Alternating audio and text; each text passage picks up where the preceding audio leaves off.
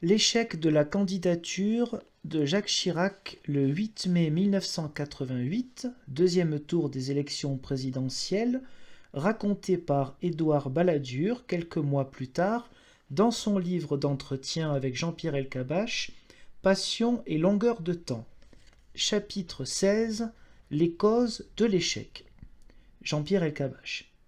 Savez-vous pourquoi vous avez perdu? Quelles erreurs ont été commises? Édouard Balladur. Je m'interroge sur elles, non que je me complaise dans une délectation morose, mais en pensant à la suite.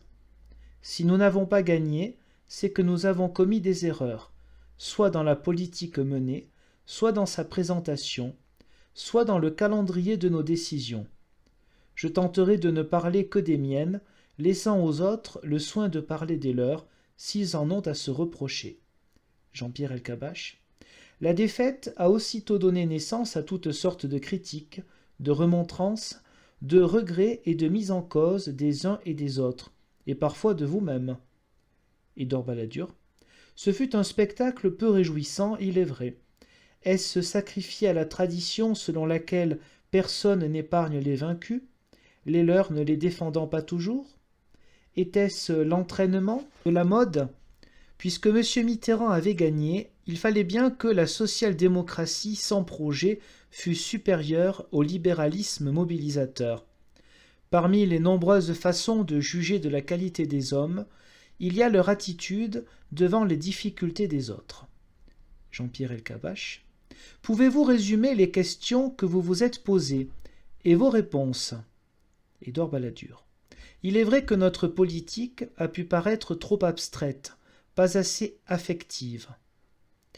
Il est vrai que la cohabitation était pleine de risques, que 2 ans était un délai bien court pour que les mérites de la politique que nous avons menée fussent reconnus, même s'ils le sont aujourd'hui, que la majorité était divisée et que la concurrence à l'élection présidentielle a été mortelle, que François Mitterrand a su mieux prendre l'image du rassembleur et tirer parti d'une situation qui le mettait au-dessus de la mêlée sans lui donner aucune responsabilité dans l'action. Il est vrai enfin que les Français avaient envie d'être rassurés et que ce n'était peut-être pas le moment de les appeler à l'effort, au sortir d'une crise économique qui durait depuis plus de 10 ans.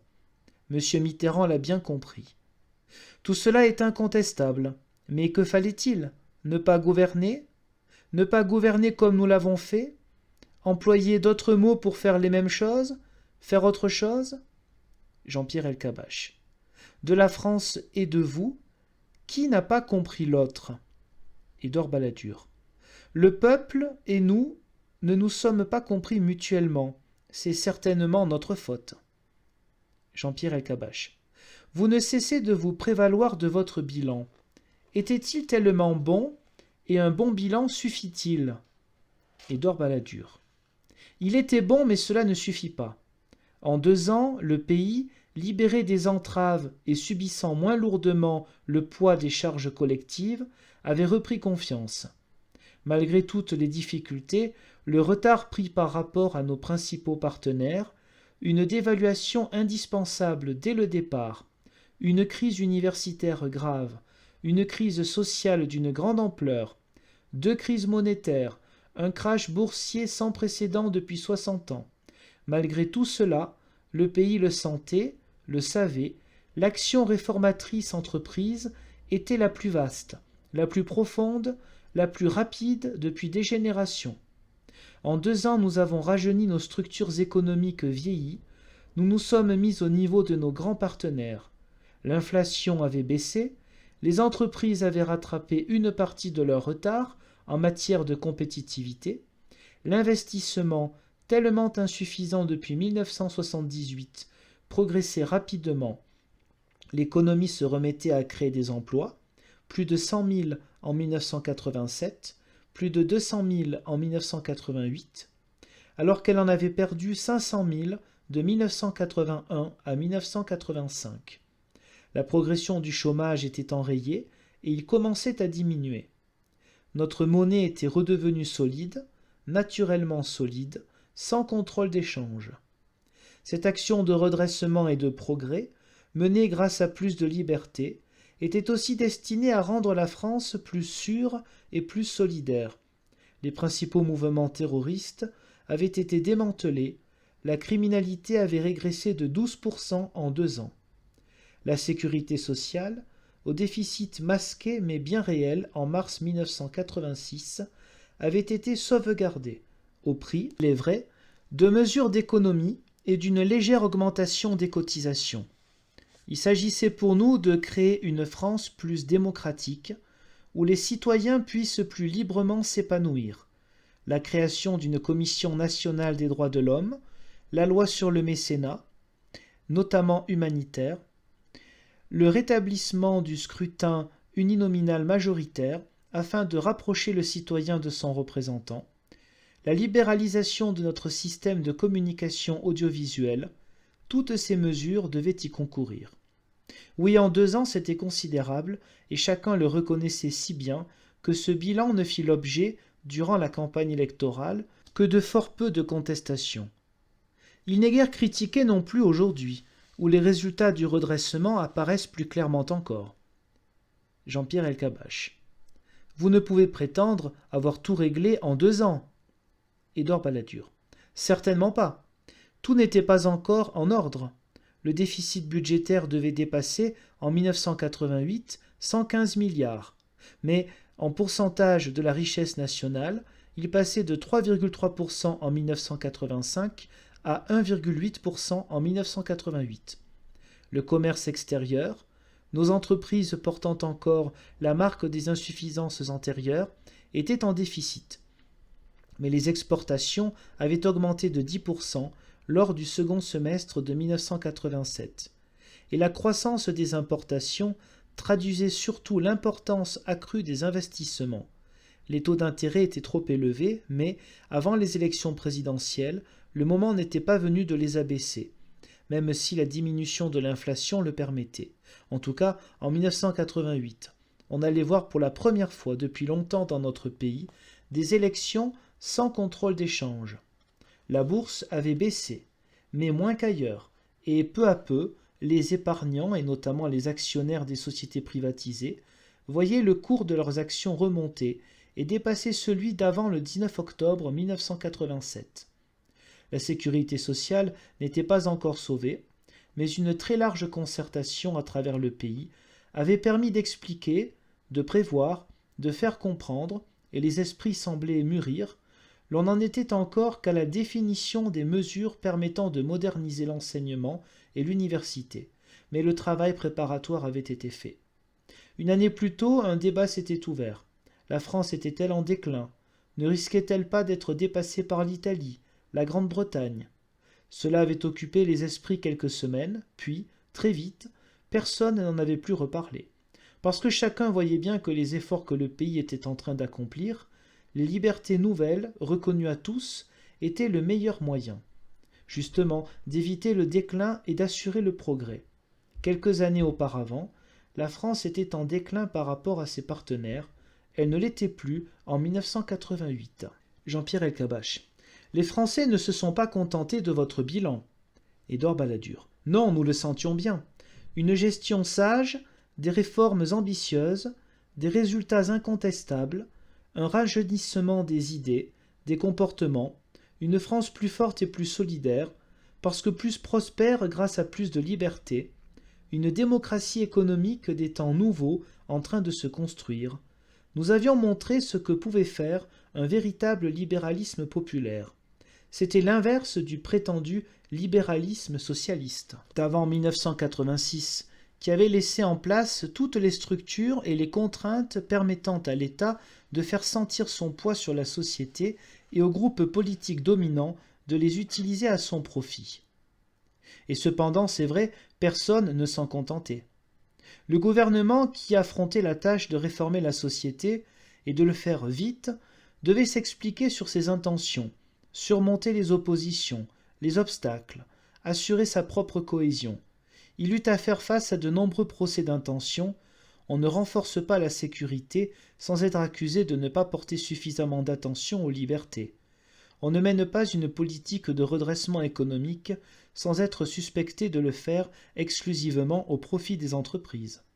On ne porte pas atteinte aux intérêts des multiples groupes, organismes, clans et chapelles installés dans de larges secteurs de la vie culturelle, sans soulever des tollés. On ne change pas le mode de scrutin sans se voir reprocher de le faire au profit de son parti. Si l'on s'attache à préserver l'indépendance et l'avenir des entreprises publiques, que l'on privatise en les dotant d'un groupe d'actionnaires aptes à les défendre, l'on est accusé de favoriser certains intérêts. Si l'on veut moderniser le droit du travail, l'on est aussitôt soupçonné de porter atteinte aux conquêtes sociales. Si l'on veut assurer l'équilibre financier de la sécurité sociale, ce sont des droits acquis auxquels on est supposé s'attaquer. Ce sont là les servitudes ordinaires de la vie politique, et le gouvernement ne pouvait y échapper. Simplement, 2 ans n'étaient pas suffisants pour lui permettre de démontrer la fausseté de toutes ces imputations, et l'un des futurs candidats aux élections présidentielles, M. Mitterrand, s'installait commodément dans la situation du spectateur, comptant les coups que recevait, souvent à son instigation, celui qui devait être son rival et qui portait l'essentiel de la charge du pouvoir. Jean-Pierre Elkabbach. Dès le départ, vous le saviez, il y avait dans la cohabitation une part de défi, pour l'un comme pour l'autre, aussi bien pour M. Mitterrand que pour M. Chirac, et une part de risque. Édouard Balladur. Oui, absolument. Je dirais même que ce risque fut pris en compte par Jacques Chirac dès 1984. Jean-Pierre Elkabbach. Vous n'aviez pas sous-estimé l'adversaire? Est-ce que vous ne l'aviez pas pris pour plus mauvais stratège qu'il ne l'était? Édouard Balladur. Je ne crois pas. Il ne s'agissait pas de le sous-estimer. C'est une partie qui se jouait devant le peuple. Le juge, c'était lui. Il s'agissait de savoir si le peuple voulait pour président un homme un peu en dehors des choses, qui fasse appel à la sensibilité, au rêve, qui parle le langage du cœur, ou quelqu'un qui le conduise dans une direction clairement annoncée, et qui fasse appel à son énergie. Jean-Pierre Elkabbach. Grâce à la cohabitation, vous avez gouverné pendant 2 ans. En même temps, à cause d'elle, la majorité ne s'est-elle pas divisée? Édouard Balladur. Oui, la cohabitation a été en partie responsable, 2 années durant, de la division de la majorité. Le débat n'a pas cessé entre ceux qui étaient favorables et ceux qui y étaient hostiles. Sans doute, ces derniers soutenaient-ils le gouvernement de leur vote au Parlement, mais ils le faisaient de mauvaise grâce et en assortissant leur soutien de critiques et de commentaires qui en diminuaient la portée et affaiblissaient la majorité. Jamais les Français n'ont pensé que celle-ci était réellement unie. C'est le débat sur la cohabitation qui est en grande partie responsable. Dès lors, la majorité était nécessairement condamnée à être représentée par 2 candidats à l'élection présidentielle. L'opinion en a conclu qu'elle était divisée et s'est détournée de ces 2 candidats. Jean-Pierre Elkabbach. Est-ce que vous avez bien joué la cohabitation? Édouard Balladur. Pas toujours. Peut-être ne l'avons-nous pas pratiquée de façon suffisamment consensuelle.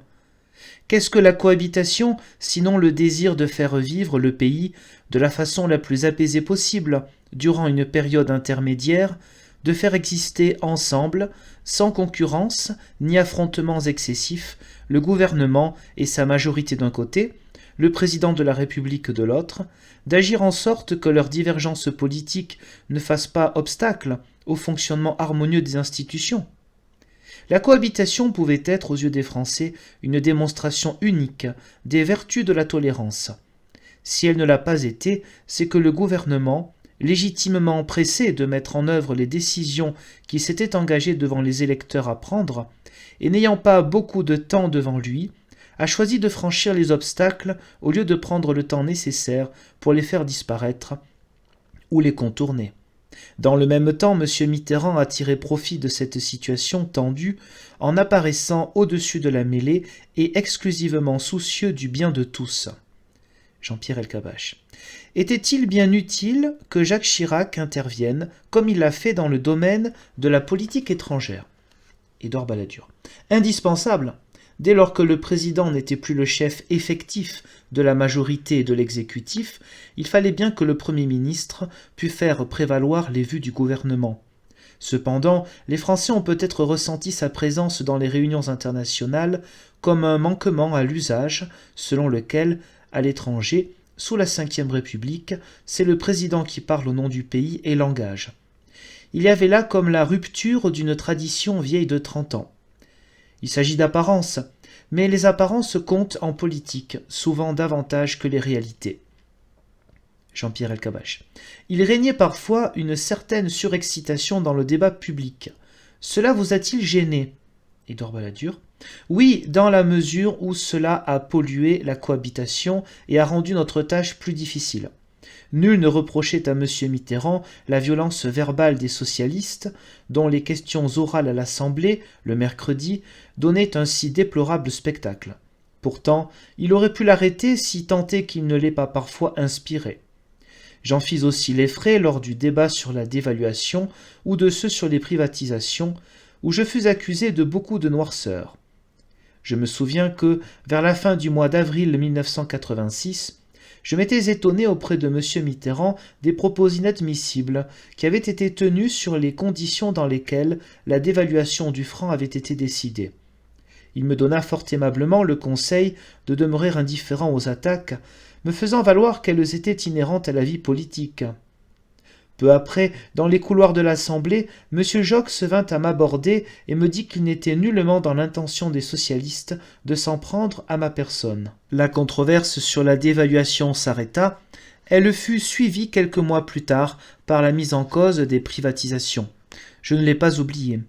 Tout cela montrait bien que M. Mitterrand aurait eu la possibilité, s'il l'avait voulu, de mettre un terme au déferlement de telles polémiques.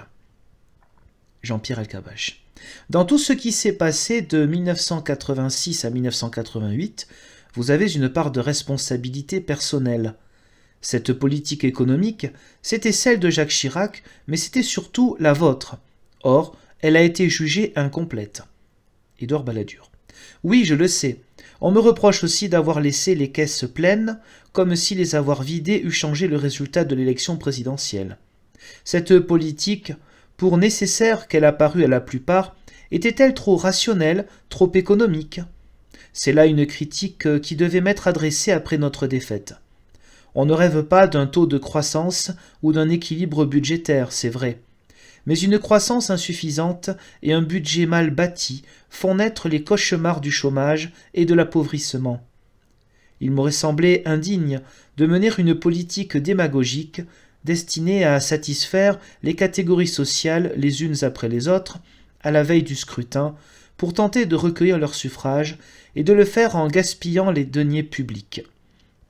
1992 n'était pas loin, nous n'avions pas beaucoup de temps pour nous y préparer. Une bonne politique économique, de bons résultats étaient nécessaires, cependant, nul ne pensait qu'ils fussent suffisants. Jean-Pierre Elkabbach.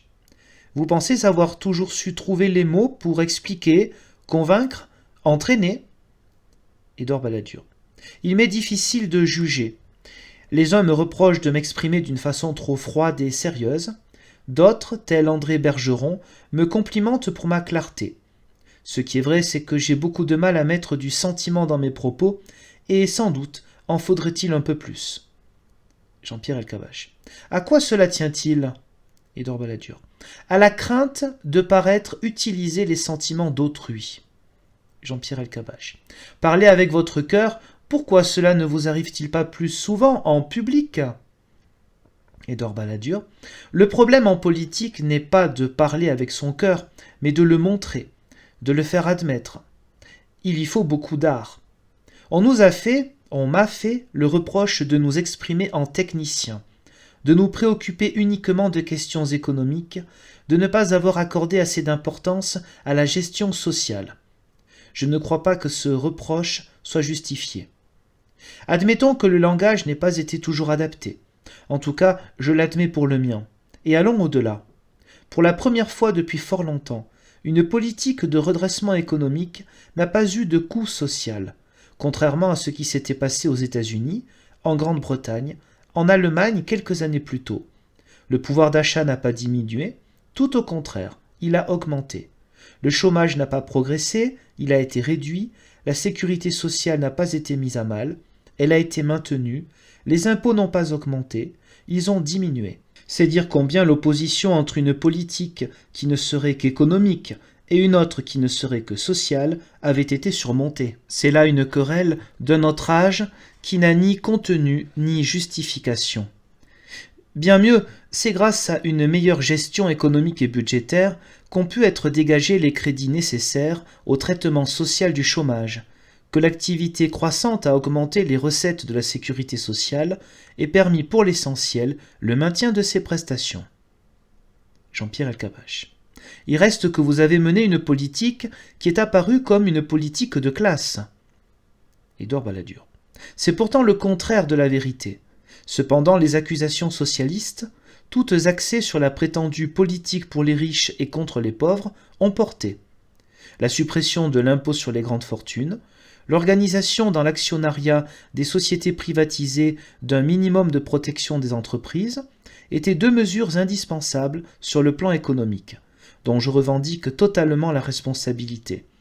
Elles ont été interprétées comme exprimant le souci de se préoccuper avant tout de la bonne marche de l'économie et de négliger le reste. Fallait-il procéder différemment ? Sur le fond, certainement pas, et les mesures que nous avons prises demeurent justifiées, comme l'expérience le montrera. Mais il ne suffit pas d'avoir raison, encore faut-il le démontrer et en convaincre. Jean-Pierre Elkabbach. Pourquoi, parmi les causes de votre échec, ne citez-vous pas les raisons politiques ? Il n'y en a pas ? Édouard Balladur. Il y en a beaucoup. La crise universitaire nous a porté un coup dont nous ne nous sommes jamais complètement relevés. Elle a atteint notre crédibilité, un peu cassé notre espérance. Avant et après l'automne 1986, rien n'a plus été pareil. La campagne présidentielle a eu une tonalité différente chez François Mitterrand et chez Jacques Chirac, et cela a beaucoup compté. Le premier s'est employé à rassurer, à répandre les propos lénifiants, à faire étalage de bons sentiments qu'il affirmait nourrir envers tous, à éviter les polémiques trop vives. Cela répondait à l'attente des Français. En les lisant, ils ont cru élire un président de la 4e République, paterne et impartial. Jacques Chirac, lui, a tenu un langage plus mobilisateur, plus vrai, car il montrait les échéances qui nous attendaient, les chances que nous offrait la construction de l'Europe, mais aussi les risques qu'elle comportait. Il a appelé au travail, à l'effort, à la prise de conscience des difficultés. Les Français, rassurés par l'un, ont été troublés par les propos de l'autre. Ils ont choisi la quiétude. Jean-Pierre Elkabbach. Parmi ces raisons politiques, n'y avait-il pas l'inorganisation de la majorité de l'époque ? Édouard Balladur. C'est la plus importante de toutes. Nous n'avons pas su tirer les conséquences de l'élection présidentielle au suffrage universel, et du fait qu'elle comporte 2 tours. En France, il y a une constante. La gauche est disciplinée, la droite ne l'est pas. Les communistes ont beau critiquer les socialistes, parfois violemment, au 2e tour de l'élection, ils votent pour le candidat socialiste. Ainsi, la pluralité des candidatures n'a pas à gauche de conséquences fâcheuses. Il n'en va pas de même à droite. Sans doute du temps du général de Gaulle et de Georges Pompidou, qui apparaissent avec le recul comme ayant été les véritables fédérateurs de la droite, celle-ci présentait-elle un seul candidat qui obtenait au premier tour 45% des voix. Au second tour, les voix du candidat centriste faisaient l'appoint. La droite s'est divisée dès 1974.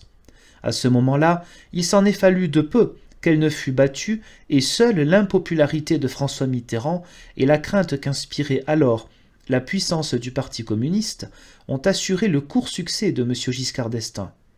En 1981 et 1988, le déclin du Parti communiste et la popularité de M. Mitterrand ont modifié la situation, et la division de la droite, dont chacune des 2 tendances présentait un candidat, a entraîné sa défaite.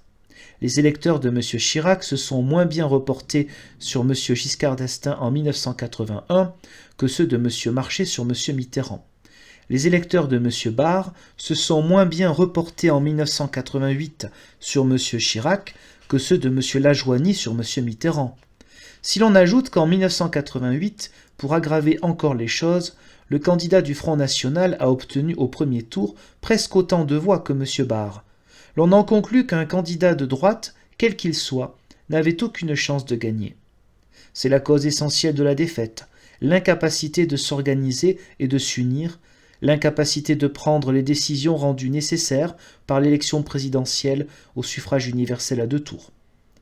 Durant les 15 premières années de la Ve République, la droite a profité de son union et de la division de la gauche.